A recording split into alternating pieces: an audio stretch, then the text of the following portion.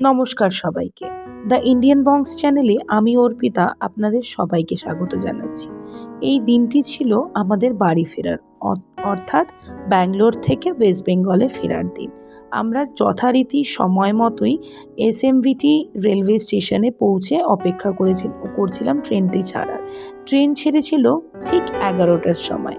একটু ভয় ভয়ে ছিলাম, কারণ ঠিক তার আগের দিন ট্রেনটি 5-6 ঘন্টা লেটে ছেড়েছিল। যখন ট্রেনটা 11টায় ছেড়ে দিল, আমার আর ডেক্সটারের দুজনের মুখেই খুব হাসি ফুটে উঠেছিল। আর এই দেখুন, ট্রেনটা যাচ্ছিল খুব সুন্দর সুন্দর জায়গার পাশ দিয়ে। অসাধারণ দৃশ্য উপভোগ করতে করতে আমরা এগিয়ে চলিয়েছিলাম আমাদের বাড়ির দিকে। আর বাড়ি মানেই প্রচুর মজা, প্রচুর আনন্দ, কারণ আমি আসছিলাম আমার দিদির বিয়ে উপলক্ষে।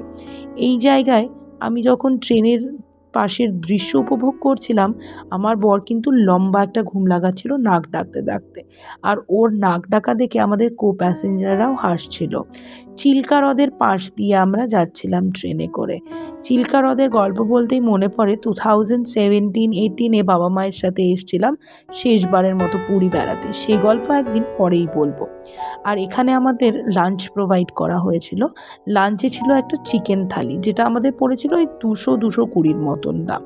আর লাঞ্চ করে কিন্তু সবাই লম্বা ঘুম দিয়েছিল, কিন্তু আমি বসে বসে ট্রেনের পাশের দৃশ্যই দেখে যাচ্ছিলাম। কারণ আমার মনে হচ্ছিল ট্রেনটি যত এগিয়ে যাচ্ছে, ট্রেনটি নিয়ে যাচ্ছে আমাকে আমার বাড়ির কাছে। যারা বাড়ির বাইরে বা নিজের রাজ্যের বাইরে থাকে, তারাই এই কষ্টটা বুঝতে পারবে। এই করতে করতে বিকেল হয়ে গেল। আর বিকেলবেলা মানেই একটু চপ সিঙ্গারা না হলে আমাদের বাঙালিদের হয় না। তাই আমরা এখানে নিয়ে নিয়েছিলাম একটা পনির পাকোড়া। আর ডেক্সটারের যেহেতু ফেভারিট আলুর চপ, সেই জন্য 3 পিস আলুর চপ। এই পনির পাকোড়াটা পড়েছিল 50 রুপিস। আর 3টে আলুর চপ আমাদের থেকে নিয়েছিল 20 টাকা করে। অসাধারণ খেতে ছিল, আমার তো খুব ভালো লেগেছে।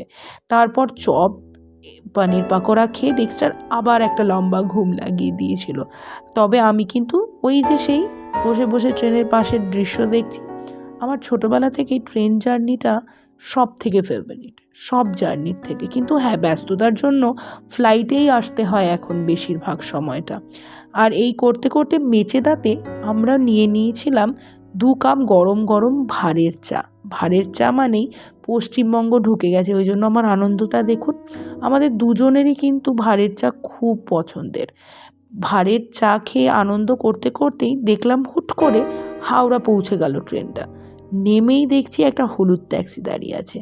মনটা আনন্দে ভরে গেল। তারপর আমরা দাঁড়ালাম ট্যাক্সির এখানে আমরা জন্য। দাঁড়িয়েছিলাম যাত্রী সাথী অ্যাপ থেকে আমরা আমাদের ক্যাবটা বুক করেছিলাম। এটা কিন্তু খুব সুবিধা, খুব কম কারণ টাকায় যেখানে ক্যাব অন্যান্য প্রোভাইড অ্যাপ করে, ক্যাবগুলো যেখানে 500-400 দেখাচ্ছিল, ওরা নিয়েছিল only 450 থেকে 360। 500 টাকা। এই আমরা দেখুন, সেখানে হাওড়া 300 ব্রিজের টাকায় ওপর ক্যাবটা দিয়ে পেয়ে আমাদের গেছিলাম। গাড়িটা আর চলে এই যে যাচ্ছে। দেখো, হাওড়া কি ব্রিজের অসাধারণ লাগে না? এই আমরা তো কিছুক্ষণ আগে আমরা ওয়েস্ট বেঙ্গল পৌঁছে ব্যাঙ্গালোরে আমার ছিলাম। মিষ্টি এই দেখুন, পাগল আমার বর চলে মিষ্টি গেছিল প্রেমী মিষ্টি বর কিনতে। ওয়েস্ট আর বেঙ্গল পরের ঢুকেই দিন মিষ্টি আমরা কিনতে বিকেল লেগেছে। নাগাদ করে পরদিন গেছিলাম আমরা গেছিলাম কুমোরটুলি ঘাটে। এই কুমোরটুলি ঘাটে। অসাধারণ সানসেটটা কুমোরটুলি ঘাটের এই সুন্দর আর কি কি করেছিলাম দেখতে থাকো আমার সানসেট নেক্সট দেখে ব্লগ। বাড়ি বাই। ফিরে